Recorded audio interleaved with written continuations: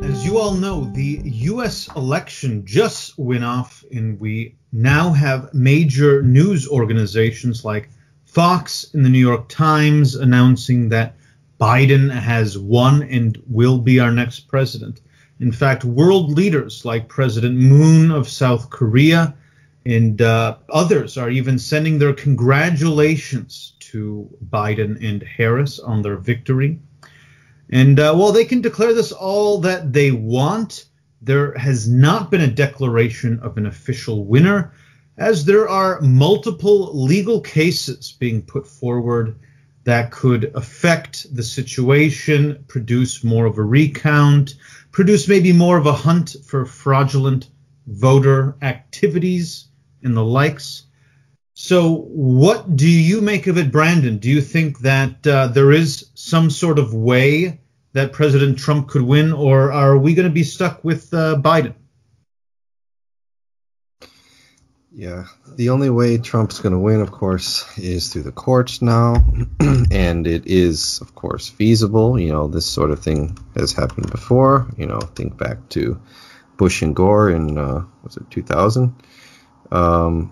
So, you know, of course, it is possible, but I don't see it as likely. I think all of the momentum is, of course, you know, with Biden now, and the momentum in the media is with Biden. And if there even is some sort of correction through the courts, the people are never going to accept it. Like, by people, I mean liberals and Democrats. And I think there would just be mass rioting, you know, things like we've never even seen before. So even if there is voter fraud found, and it is obvious, and it's, you know, legally the right thing to do to shift votes over to Trump or to take away votes from Biden, again, I just don't see it even happening because of just this huge momentum. And the most important thing is the media. The media is, of course, behind Biden, and they'll spin the story one way or another to make sure that Trump does not gain the presidency. That's exactly right. I think that there's really no way for us to reach a legal decision that would be great enough to impact the result. And I also kind of think that we'll get into it more later, but I'd also like to say that I believe we're in a situation where uncovering the fraud itself, if there is any, and you know, I believe that there is, would be a pretty monumental task that no one is going to be taking. But yes, more of that a bit later. First, let's just reflect on how long the polls were again, shall we? We have the initial predictions that were provided for Florida as a good example of this. We have Siena College in the New York Times saying Biden will win Florida by 3, Quinnipiac, Biden by 5, Emerson, Biden by 6, Marist, Biden by 4, Data for Progress, Biden for 3, Quinnipiac University, Biden 3, and Frederick Polls is Biden 2. The only people who predicted it for President Trump was ABC News and the Washington Post, who said he would take it by 2. Of course, the real result is a 3.3 point victory for Trump in Florida. And you know, what do you make of all the polling data so far that we saw, Brandon? Yeah, so all the polling data that we went over in the last show, we were very skeptical of, and rightfully so, because what happened in 2016. We definitely mentioned Florida as being one of the states that we were very skeptical that, the majority of polls would be giving it to Biden. And as you said, Trump held strongly in Florida. And, Texas was another one of those states where, most of the polls were still giving it to Trump, but they were making it much closer than it actually ended up being. And, while even some people were saying that it was going to flip this year, that didn't happen. I think Ohio was one of those states, too, that the pollsters ended up being mostly wrong. A lot of the polls had Biden winning Ohio, and Trump, had no problem winning Ohio. So, yeah, Florida and Ohio were the ones that they got quite wrong. I think Iowa was another one. But I think, Arizona was one that they were right on. They had Arizona going to Biden. Historically leans a bit red, and it did end up going to Biden. So, yeah, I think they were hit or miss, the polls, but mostly wrong. I guess they ended up projecting the correct winner, but the results were much closer than they had predicted. So I think we could overall make the conclusion that the polls were wrong enough, once again, to not, put too much emphasis on them for future elections. That's right. Another interesting thing that a lot of people say every year is that these polls can actually be used in an attempt to suppress the vote. This was even something that President Trump touched on. And so calling these things early for Biden in the case especially of Arizona was, rushing to call it early in Arizona and call it early in Virginia. These were sort of the things that could be argued as to causing more voters on the West Coast to stay home, which definitely would have had an impact on Nevada or Arizona, though this is something you can never really prove. You could say that this was even playing a factor in the 2016 election as well. But, some would argue that ultimately Trump was such a grand surprise for everybody that it didn't really have a big effect at the end of the day. Yeah, one of the things about polling is, I'm certainly no expert on it. And, it all seems a bit like the Wild West to me. There's all these different pollsters, and, some of them seem to be, connected to colleges and universities. Some of them are private companies. Some of them are done by the media. And right, who really knows, what's going on behind the scenes with these pollsters? And, are they all trying to make a profit? I think one of the things you mentioned before was, they got to get it right this year, or, they're going to go out of business or something. Well, is that really how it works for all these pollsters? I mean, are they really reliant on being accurate to stay relevant, like a relevant polling agency? Or are some of these, secretly or not so secretly connected to political parties, and they try to, as you said, manipulate voters ahead of time to, either, make them more excited to vote or make them less excited to vote. I think there needs to be some investigations into these polling agencies a bit to really determine what's going on behind the scenes. What do you think about that? Sure, that makes a lot of sense. I think that for some of them that are connected to newspapers or major media organizations, there is certainly some amount of investment in the idea that they want to have the best, most accurate result. But as you said, with these universities or think tanks or some of these, like one of the polling groups here is Data for Progress. What are they exactly doing here? It's a good chance that these university ones, you might just have a statistics department doing these almost as training for the students who are getting their advanced degrees in statistics and the likes. But, if it really does sound like it's being presented to you by a think tank, you really got to consider what is that think tank's agenda, and whether. Yeah, go on. Yeah, well, the thing is, like you said, there is an incentive to be more accurate, you think, because then, well, I guess people trust your poll more. But does that really matter? Like when we were looking at polls last week, when you look at like a collection of polls, like it's like 10 different polls, right? And then you sort of look at all of them and try to determine, well, which one's going to be accurate, which one's not. You don't really know, but you're presented with all of these different polls right in front of you. It's not as if like there's some sort of gatekeeper where like they only show you the poll that is most trusted, and that's the poll that we're going to show everybody because they have consistently shown in the past that they're the most trusted.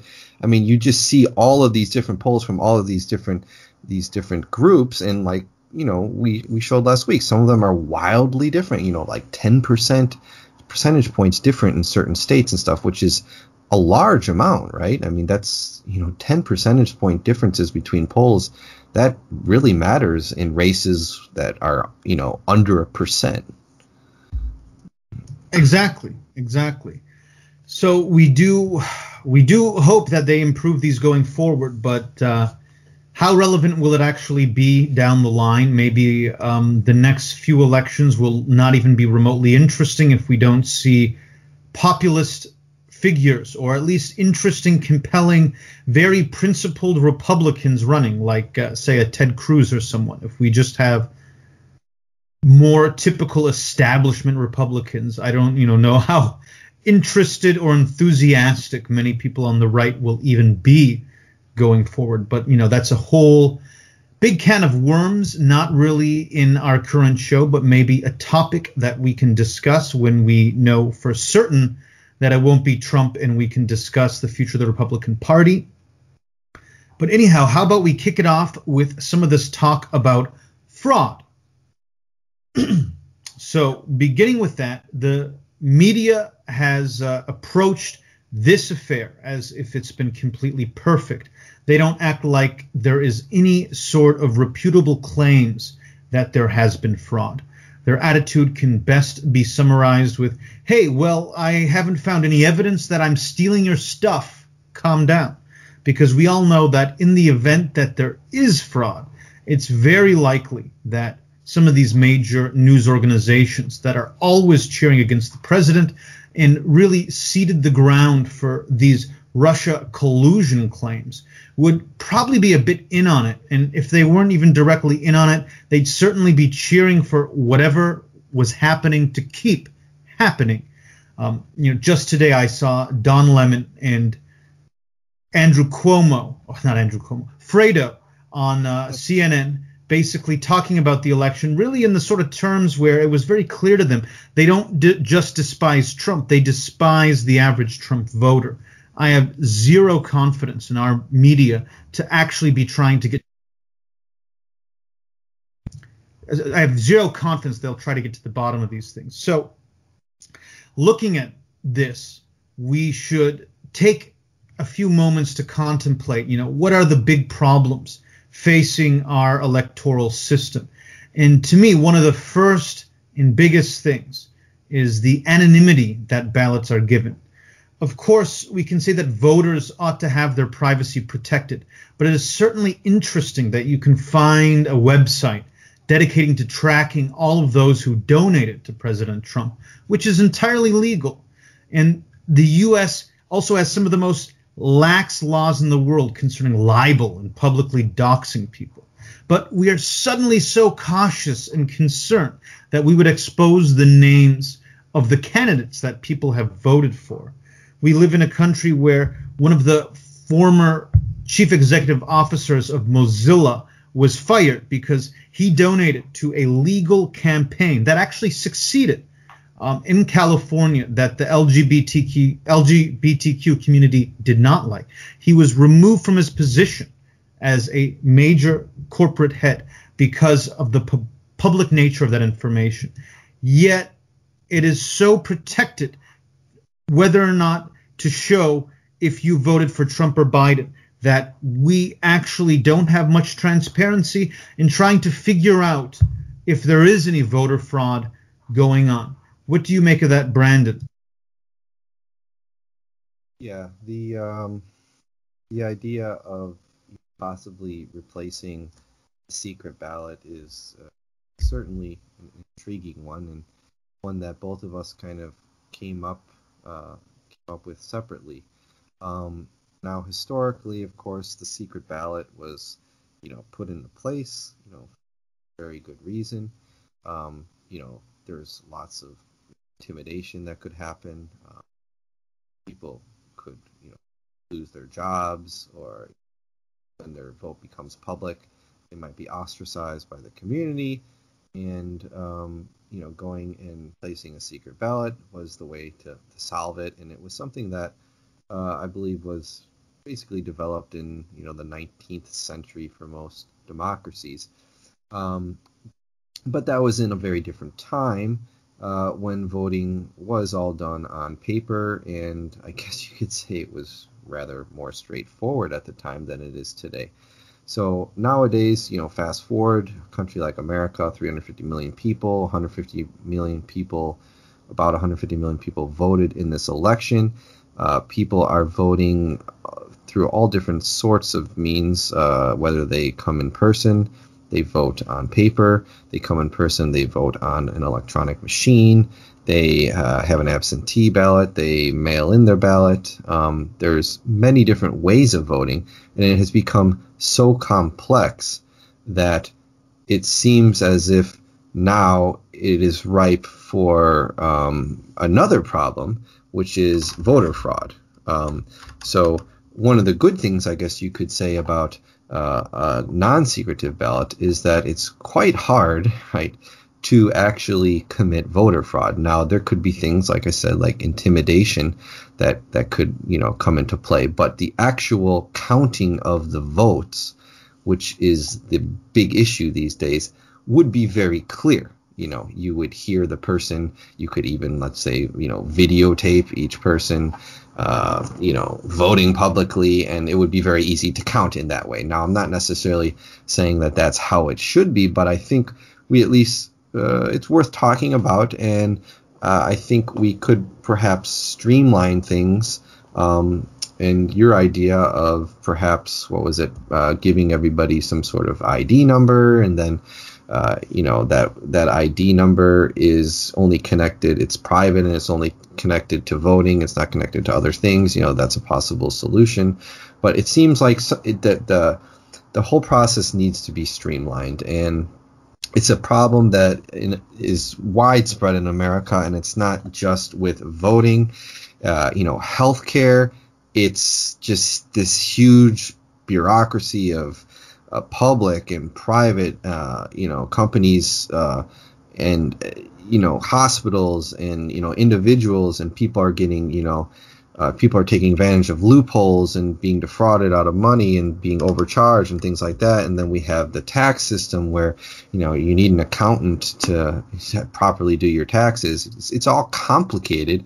And the reason why it's complicated is because it is advantageous to the gatekeepers, to the politicians, to the people in power, because they can, they know how to work the system and use the loopholes. And I feel like that's the way voting is these days, and we need to somehow figure out a way to to make that more simple.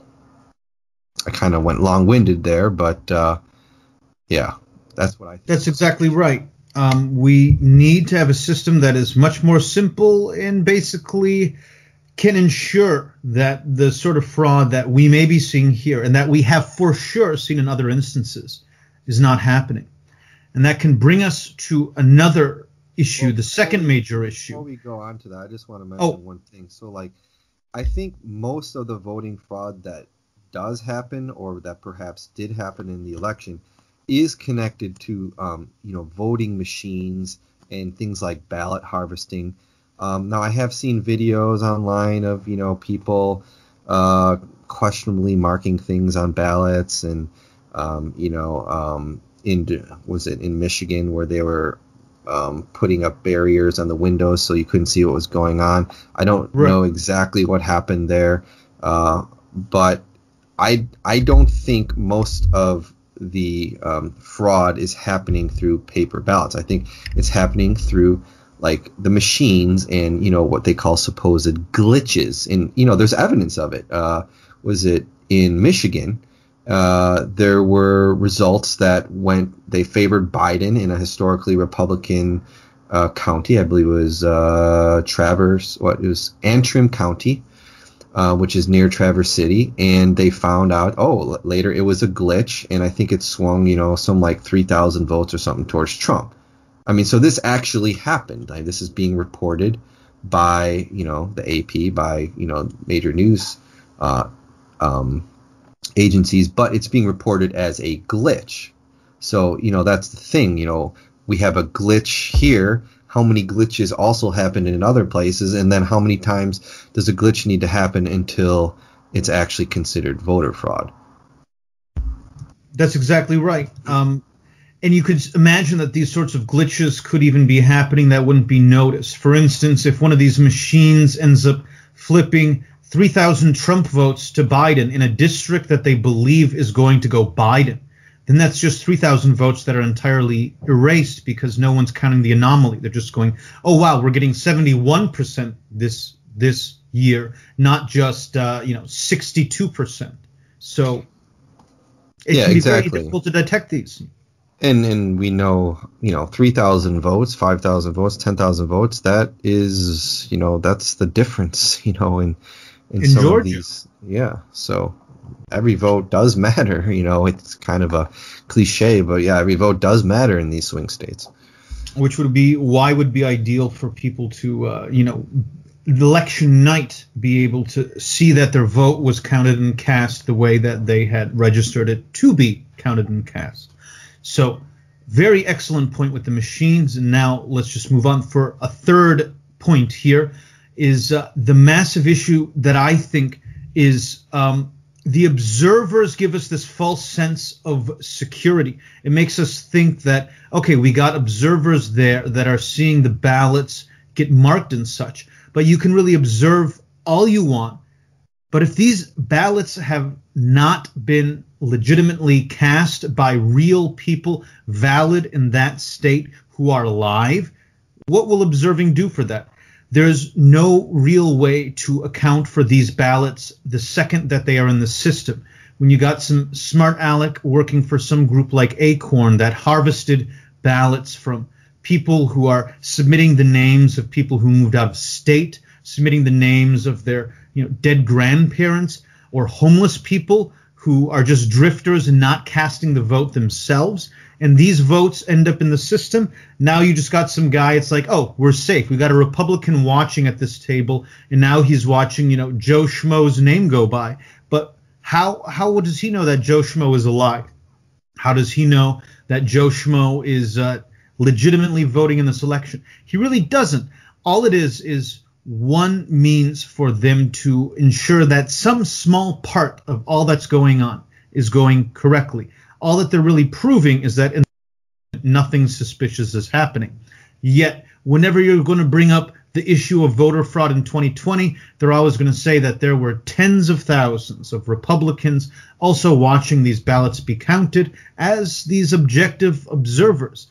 But really, that's like saying, aircraft have metal detectors. So why would you believe that these could ever be hijacked? It's just kind of like this only covers one very small aspect of the problem and lulls us into a false sense of security. What do you make of that? Yeah, it's a very good point. As you said, the election observers are, they're looking over people's shoulders. I know they're there when people come in and they register name, that like they give their name that they're there to vote. They're looking over people's shoulders at that point. I know they do their own counts, their own self counts of the votes, and then they compare them to the actual tabulated results that the polling place came up with. And all of that stuff is, it shows that there's very little chance of fraud happening, via paper ballots on election day in the polling places. But as you said, that's not where the fraud is most likely happening. And obviously, you'd have to be a complete idiot if you wanted to commit fraud and you just, you're going to commit it by way of, stuffing a ballot box or something like that. That's the kind of fraud that, election observers are going to identify, but they're not going to identify, as you said, the fraud committed by, ballot harvesting and the fraud committed by the machines that end up being called glitches. Those are the kinds of the kind of fraud that's going to be happening, and that's the kind of fraud that usually we see, like I just gave the example that happened in Michigan. It doesn't matter how many election observers there are. This is something that will only be noticed if someone specifically looks at it, and this is going to happen. And this is going to be after, the votes have been tabulated and they were already given to Biden. And then people kind of say, well, hold on a second here. This, something's not right. And then they have to go back and say, oh, okay, we did make a mistake. So yeah, if nobody caught it, it would have those votes never would have been changed. But it is I was looking a bit into election observers and the history about it, and I did find it quite interesting that apparently the U.S. has had election observers for almost its entire history. And they even observers came from Europe, 150 or so years ago to the U.S. to observe elections. Obviously, internationally, they're very common. Basically, any democracy, worth its salt these days around the world invites international election observers, because if they don't, it's basically, admitting that you're going to try to commit fraud. So observers are quite common. There are international election observers in pretty much every American election. However, the vast majority of them are partisan observers that are either sent out by Republicans or Democrats. But there are also some supposedly unbiased observers too, and I think there's at least one for each party for partisan observers at each polling place. At least that's how it's supposed to go. Very interesting. So let's get into some of these theories that we have specifically for the 2020 election on how the vote may have been fraudulently, hijacked by whomever is working on behalf of the Biden camp. Now, one of the first big theories thrown out is that there were 14,000 centenarians registered to vote in Wayne County. And some are even saying that, this is the number of people that voted in this county in Detroit. This has come up in places like the Detroit Free Press, Politico, etc. Many of these people are trying to debunk it. None of them doing particularly a thorough job of it. They pointed out things that are irrelevant, such as that there are living people on the list. The list never claimed that there were not living people on it. The list was an attempt to ascertain how voter fraud could have been done. And, it would be through dead people in this case that would be on this list, because it's also been confirmed that there were dead people on this list. This lead was originally kind of thrown out there by somewhat famous YouTuber Fleckus Talks. I advise anyone to go subscribe to him. His videos are pretty good. And so while I haven't personally gone through this list very much at all, I did enter a name many days ago, right, on the day that the election happened, and saw that indeed this 108-year-old woman was registered to vote in Wayne County. And this would be highly strange in the sense that the number of people who actually live to be 100 is less than a tenth of the population. And we know that recent numbers have suggested that somewhere around 1,000 people in all of Michigan are over the age of 100. So the concept that in Wayne County alone there would be 14,000 centenarians registered to vote is pretty absurd. They obviously haven't purged the voter lists in a very long time. And in some of these cases, we do know that they actually had been registered as casting ballots. So the extent to which this is relevant, I'm not entirely sure, but it certainly does open up an avenue of explanation for, pumping up the numbers in Michigan, Whether we'll actually see this properly investigated or not, I don't know. But as I said before, if we did have a system where you could really look up the name of this person and see if they had actually voted, that would be very useful. Yeah, so like you said, even if it is just a matter of not having purged their voting rolls of people who have died, which, is something that you would expect with a bureaucracy that is incompetent, like, most of them around the U.S. But even if it is just something like innocent like that, there is potential there for fraud. If you still have people who are dead on voting rolls, there are ways that, I'm no expert on it, but I'm sure there are ways that fraud can be committed, whether it be through counterfeit ballots or, whatnot. If you do not want to have dead people on voting rolls, right? I think that's something that everybody could agree with, because there's probably loopholes around it, and you can probably get dead people to vote, which we do know has happened. And historically, there are places like in Chicago where it's basically become a meme that, dead people have been voting for Democrats for so many years, and that's why they have retained power. So, yeah, like you said, something as innocent as not purging voting rolls can potentially become a tool for voter fraud. Exactly. Another really interesting way that people have been pointing out potential fraud is the lack of down ballot voting in swing states. So let's look at some of these patterns. In Michigan, you had 2,637,000 people vote for Trump. In the amount of people that voted for the GOP senator in this case was 2,630,000 and some odd, with the total difference between the number of who voted for Trump and the number who voted for the senator being 7,131. So basically, the bulk of people who voted for Trump, of course, went down the ballot and voted for the all-important senatorial seat for the Republican candidate. In the case of Joe Biden, we have 2,787,000 voting for Joe Biden. But for the Democrat senator in this race, 2,718,000 vote for the senator, with a difference of 69,093 votes. Now, these weren't the people who just like Biden, but like this local GOP senator more, because that GOP senator still loses this race. He doesn't have this large number more than the senator, the Democrat senator, and I should say candidate. As a result, the idea that potentially people were only taking ballots and filling out Biden and forgetting about all the rest, because maybe it would have created too big of a trail to have been greedy and gone for the Senate, you can see that happening there. The case is even worse in Georgia.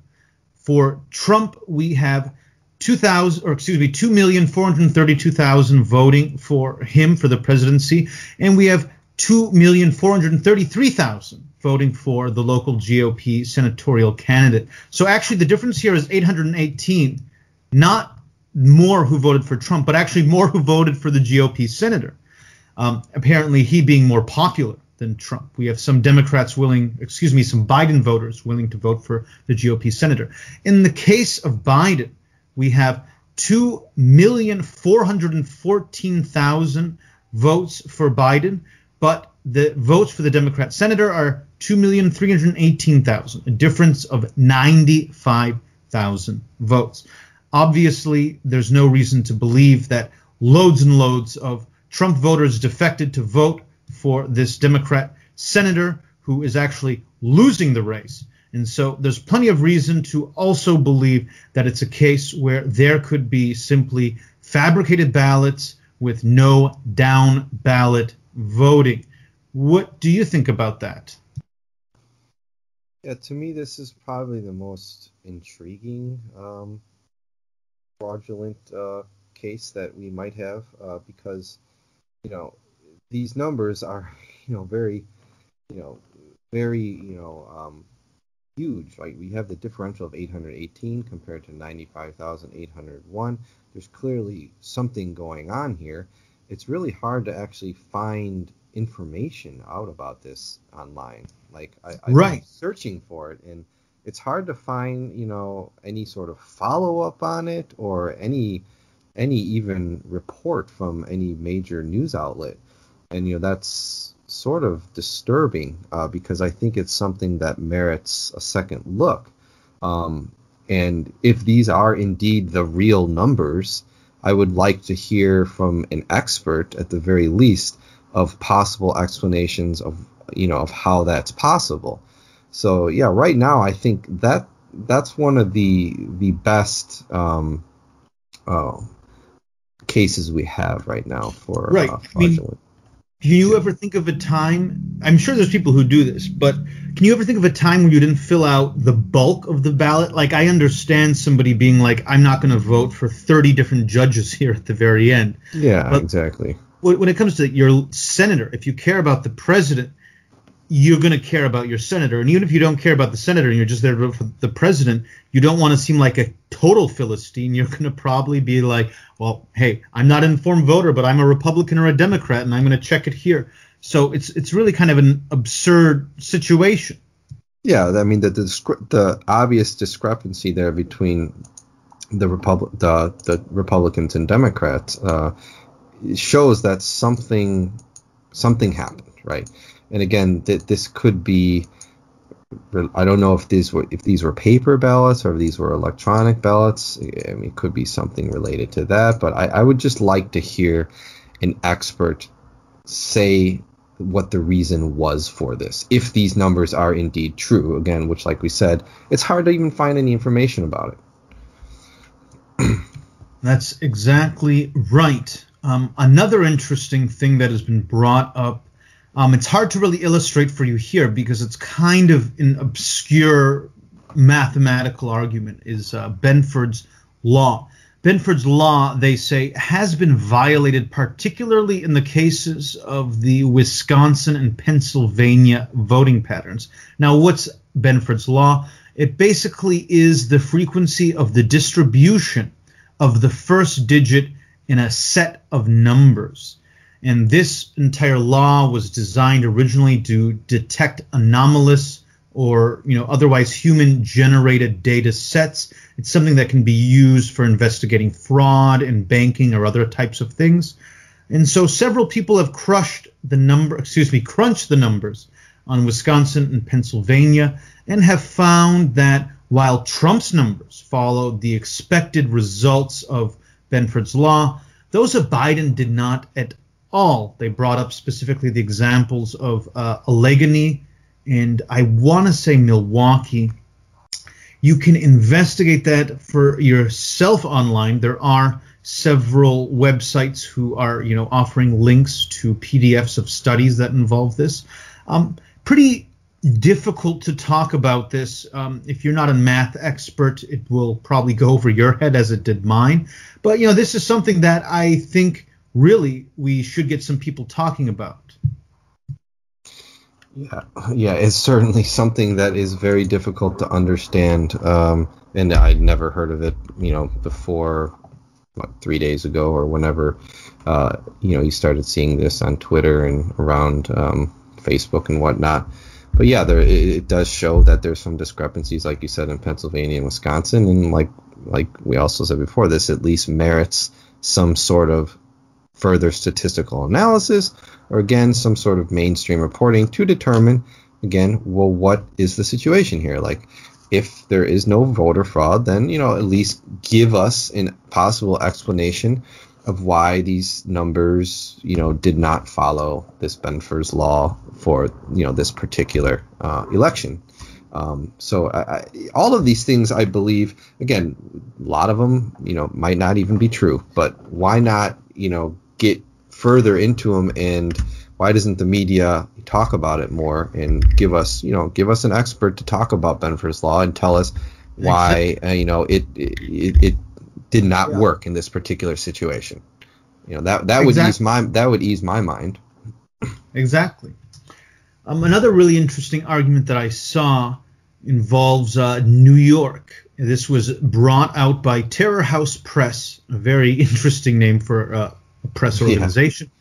But what they were saying, to quote them, is Biden won New York by only 12.1%, as opposed to Clinton's 22.49%. Erie County, which includes Buffalo, part of the Rust Belt, flipped to Trump, 53 to 46. It had gone to Clinton, 50 to 45. The GOP has also flipped 3 of New York's House seats. Thus, there was also probably no Democrat swing in Wisconsin, Minnesota, Michigan, and also we would know Pennsylvania. This was actually an earlier tweet. Not a chance, the tweet says. The tweet, the Terror House Press goes on to even say, New York State itself tends to have been settled by many people who are formerly from New York City, and it tends to, be a little bit more liberal than the rest of the Rust Belt. The idea that New York would generally put up these numbers that are much more conservative than they were in 2016, but you're seeing that Ohio, Pennsylvania, Michigan, Wisconsin, which all voted for Trump in 2016, flipped to Biden. It certainly does seem suspicious, does it not? Yes, it does seem very suspicious. And, piggybacking off of that, I wanted to talk a bit more in detail about the actual voting data for Trump and Biden, and, what kind of ground overall that Trump made and lost. And some of it is actually looking quite bright for Republicans, and some of it not so much. But first, Trump did lose white voters. So I think a lot of people who pay attention to politics have seen some, graphs and statistics going around that white voters, specifically white men, did not vote for Trump as much. However, minorities did, it sort of insinuating that, well, if Trump is racist, then why did this happen? But yes, specifically, Trump did lose ground on white men and white voters overall, white women too. But Trump did gain, and this is the definite bright spot for Republicans in the future, the Hispanic vote, I believe, was up about 8%, and also gained the African American vote by a few percentage points. So this is sort of a trend that, again, you would not expect with, the quote-unquote most racist president in United States history. But apparently, exactly. It did happen. And, it shows that it's possible for Republicans in the future to court these voters. And there has been a sort of prediction for some time now that the United States, since it's getting less white and there's more minorities, specifically Hispanics, there's been this idea that Democrats will eventually just dominate elections. But it seems that destiny is, not so certain as we thought, and definitely oversimplified. From the voting data that I've seen, what is happening is there are a lot more low-income voters that are starting to go for Republicans than in the past, and a lot of those low-income voters are African Americans or Hispanics, whereas Democrats typically had that vote along, like working class lines and whatnot. It's starting to shift a bit more towards Republicans, which is a very good sign for the future. A couple last things to note. Trump did, and this I think might be one of the reasons why he lost. Actually, there's another main reason that I'm going to mention after this, but Trump did lose ground with older voters, which was very important, I believe, in this election. And a lot of people suspect that it might have something to do with his COVID response, as older voters are, of course, more susceptible to COVID. And, with all these shutdowns and people wearing masks. It's something that older voters have on their minds a lot more than younger voters. And I think maybe they thought it was time for a change with the COVID response. And the last thing that I want to mention, which is not so much specifically related to people who voted for Trump demographically, but it's about the Libertarian Party candidate, Joe Jorgensen. Now, from what I've seen, if Joe Jorgensen did not run, which of course would be asking quite a lot because the Libertarian Party really always does run a candidate, but if the Libertarian Party did not run a candidate in places like states like Arizona, Georgia, Pennsylvania, and Wisconsin, Trump would have won. So I think one of the true scapegoats here that we could point to, if all of this voter fraud stuff is false, is that the Libertarian Party candidate did take votes away from Trump, and Trump almost certainly would have won the election if Joe Jorgensen was not on the ballot. Wow. That's pretty upsetting when you think about it, because you had guys like Styx Hexenhammer on BitChute and YouTube, of course, always arguing that libertarians need to go out and vote for Trump because ultimately Trump, while not a libertarian, is someone that would be better for fighting big tech censorship and also, keeping your guns around, that sort of thing. So kind of shooting themselves in the foot there, don't you think?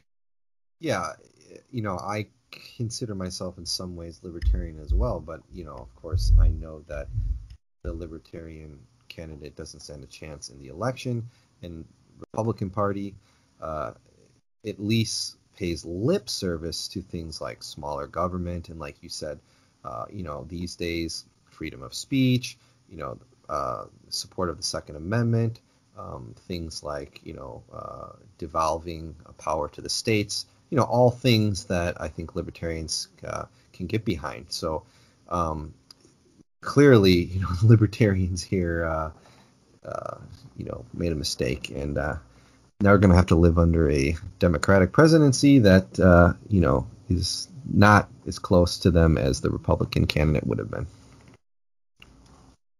That's exactly right. So back a little bit more to the topic of fraud. Many people would be surprised to learn that fraud in U.S. elections is something that really has been a lot more common than we'd like to think about. There are some very excellent historic examples brought up at an article over at spectator.org by a writer named Dov Fisher.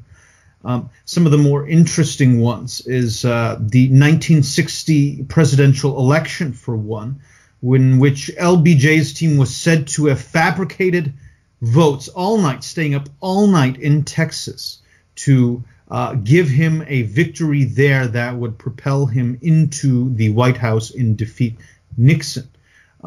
So when you think about that, it seems like, not that long ago, all things considered, we did have even fraud happening in a presidential election. Something a bit more recent as well is the case of Chicago. In the 1980s, Chicago was really a voting fraud mecca. In the, I believe it was the 1983 election, the local one. They estimated that 10% of all votes that had been counted were actually fraudulent. And in 1987, as much as 100,000 of the votes cast were fraudulent. It all went down to teams of basically members of the Democratic machine and local election officials who all allowed this to happen.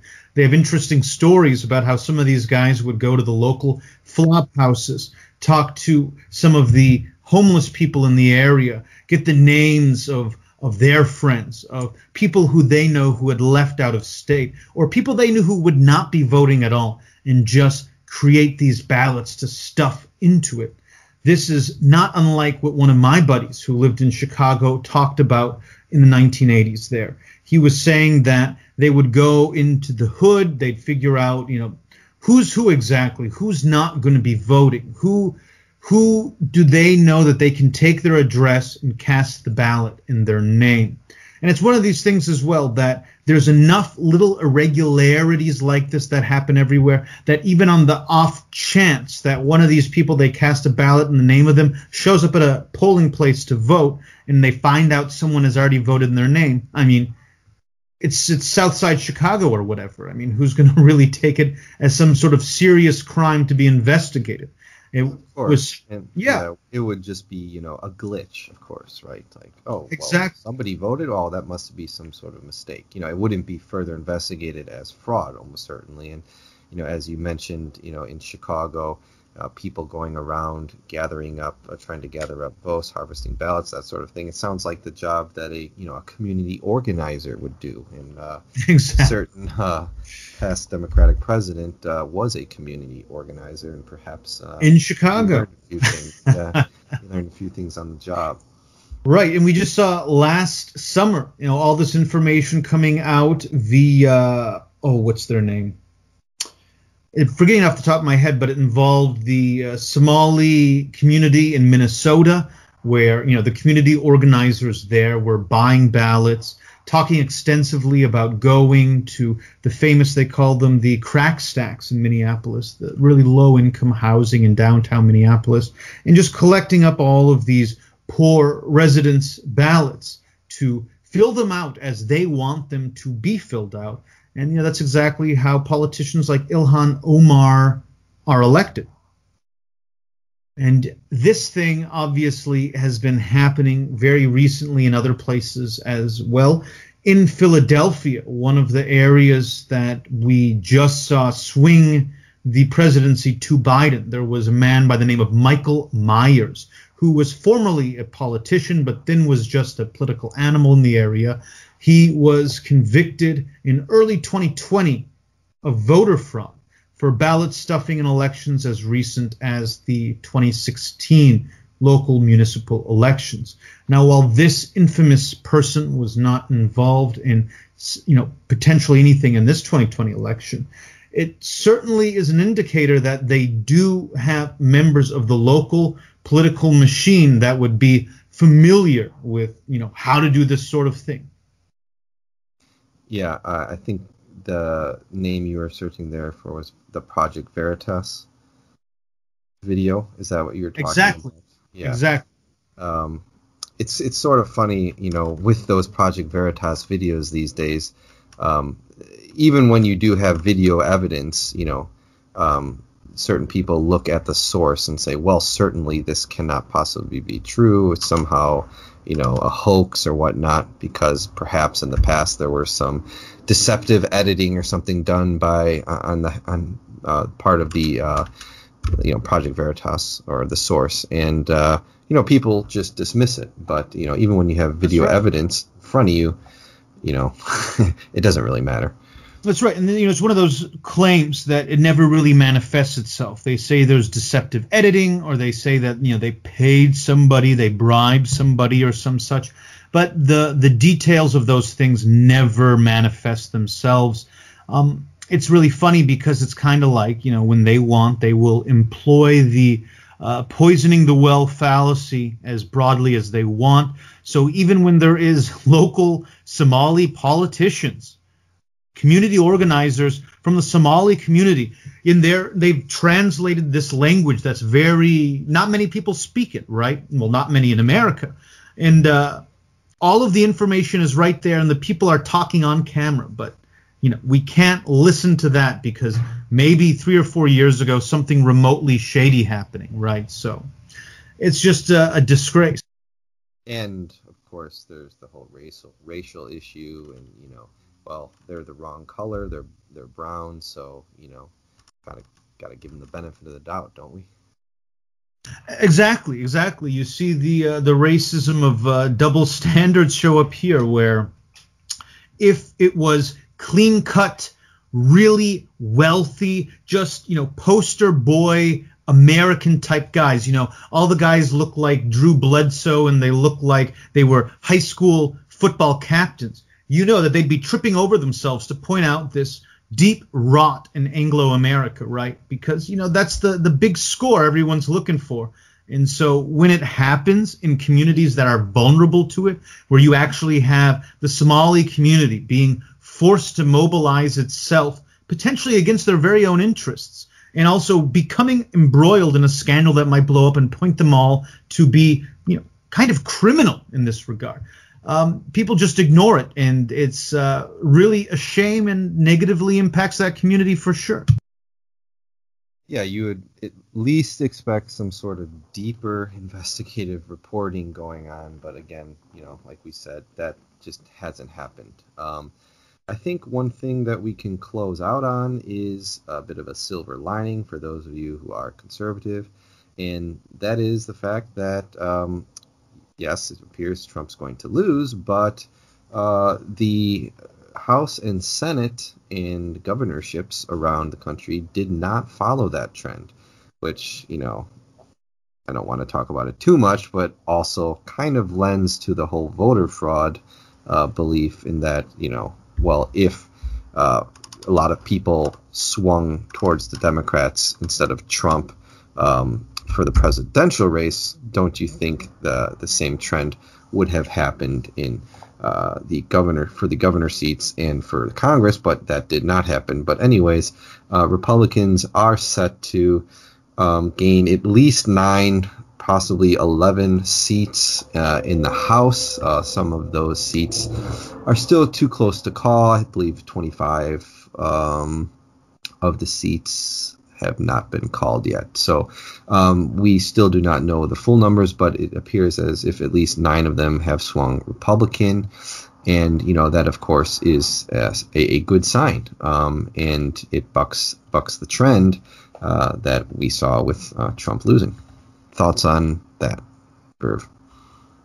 Yeah, so I was really impressed to see the amount of seats being held by the Republicans and even how they decreased the lead of the Democrats in the House, because this also really bucks the trend that we've been hearing that the whole country needs to heal from Trump, right?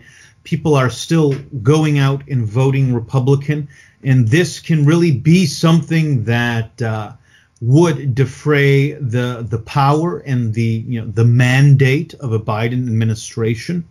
Another really interesting thing kind of on this topic that I was impressed by is many people said that Lindsey Graham and Ted Cruz, some of these more famous Republicans, they would just be backing Trump because it was convenient for them to have the president come out to their rallies and help them get reelected. But at the end of the day, we saw Ted Cruz go to bat for Trump in helping him try to investigate fraud and win this election. And Lindsey Graham pledged $500,000 of his own money to the legal funds that are fighting for winning this election for Trump. So you're actually seeing that Graham and Cruz, 2 of the bigger names in the Republican Party, are, they're not turning their backs on the Trump Republican idea when Trump is got his back up against the wall. Yes, exactly. Going back to what we were saying before too, you always hear about this blue wave that's going to happen. We heard about it 2016, 2018, again 2020, and it just has not happened. So yes, this is the silver lining. It's going to be difficult for Biden to do anything through Congress, to push bills through. So we're probably going to have a standoff again. Sort of what happened in the the second Obama term. Right. So Democrats are going to find a very hard time to, get the bills passed that they want. So, and of also course, we have the Supreme Court with 6 conservatives now. Sure, Roberts is a little bit of a rhino, people might argue, but yeah, we got kind of the majority there. Another interesting thing to think about is, Trump is a very controversial character, and there certainly were never Trump Republicans and others who were just turned off by him. And there actually was significant amounts of the populists who felt that Trump didn't run as a populist in 2020, so they didn't turn out to vote for him.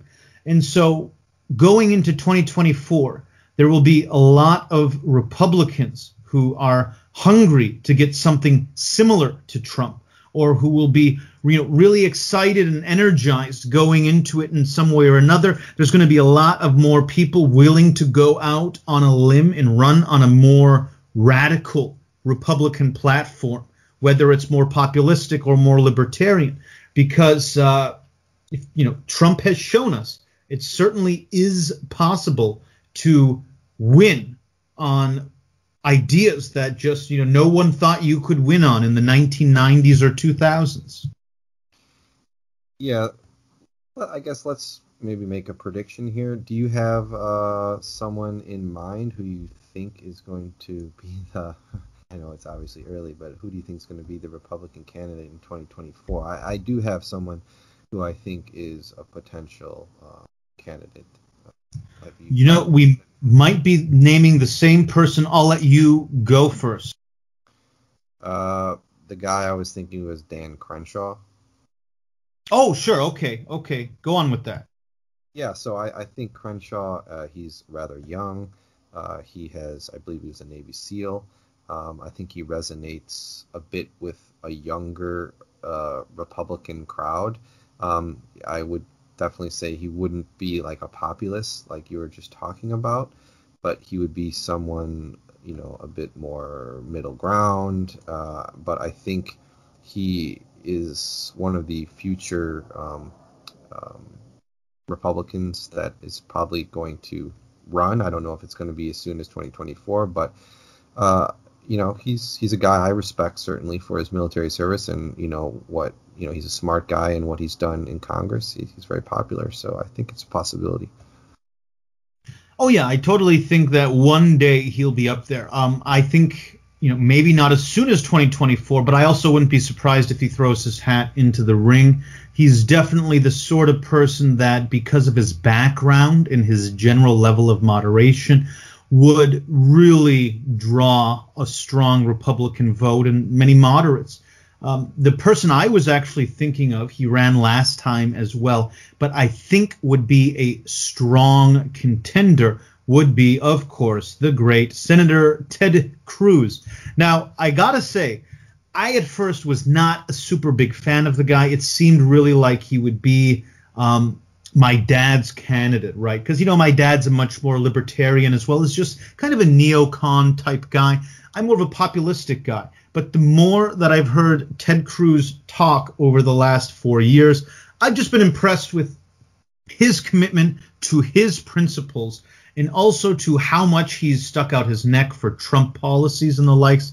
So even though he's not my exact cup of tea, he's a really good version of a cup of tea that I kind of like. So I would definitely be willing to vote for him. Yeah, and on the tea theme, I believe he was one of the original Tea Party or candidates. If I remember correctly. Oh wow! He won off of that craze. What was it in 2012 or something like that? Right. And earlier, he was in that movement. He was part of that movement. Yeah, I gotta say I have really lost faith in a lot of the libertarian ideas and in even the really small government Republicans, because I think their fight is so utterly hopeless, in that the path of least resistance to reviving America is not going to be found in libertarianism, in my position. It has a whole bunch of structural flaws that I think wouldn't necessarily help. But having said that, I would eagerly support any sort of small government and libertarian movement that I saw coming up. And someone like Ted Cruz could really rally and form a base around that, and we could kind of see libertarianism get a breath of fresh air and maybe be able to really have a second or even third life in America. Yeah, I also, like I said before, I consider myself kind of half libertarian, half conservative. I do admit that, yeah, libertarianism is sort of a thing of the past in the U.S. It's really not a fair fight. I mean, that's why you can't have libertarians against Democrats. When people are promising you free things, it's very hard to win an election against those people.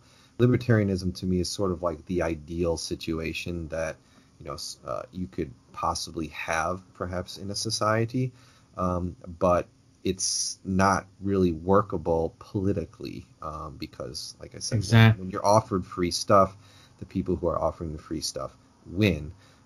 So I like to try to push as far towards libertarianism as I can, but of course I freely admit that it's not really a way to win elections.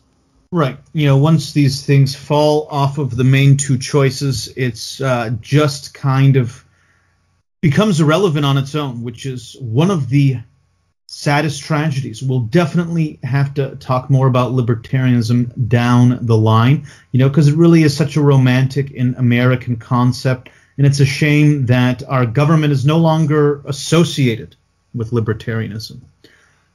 So I guess you could say those are my final thoughts for the podcast. Do you have any of your own?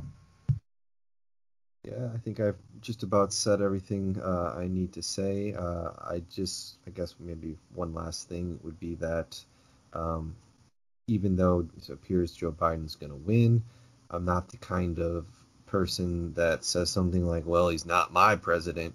I do wish the country well, obviously, as I am an American. I do want Joe Biden to succeed. Now, there's obviously certain things that I would be, of course, against a lot of what he wants to do, but I still do wish the country well, and I hope that they take a more moderate route instead of the more progressive lefty route that has become very popular in the last couple of years. And I guess just sort of a prediction, I do think that he will try to go more center, and it's going to cause conflict with the lefties like AOC and whatnot, and I think it's going to cause a bit of a split within the Democratic Party because they're going to be fighting over control. But I guess we will find out what happens. So with that being said, I guess we can say goodbye for now, and we'll probably see you guys again next week. Thank you for listening, and please like and subscribe. Thank you.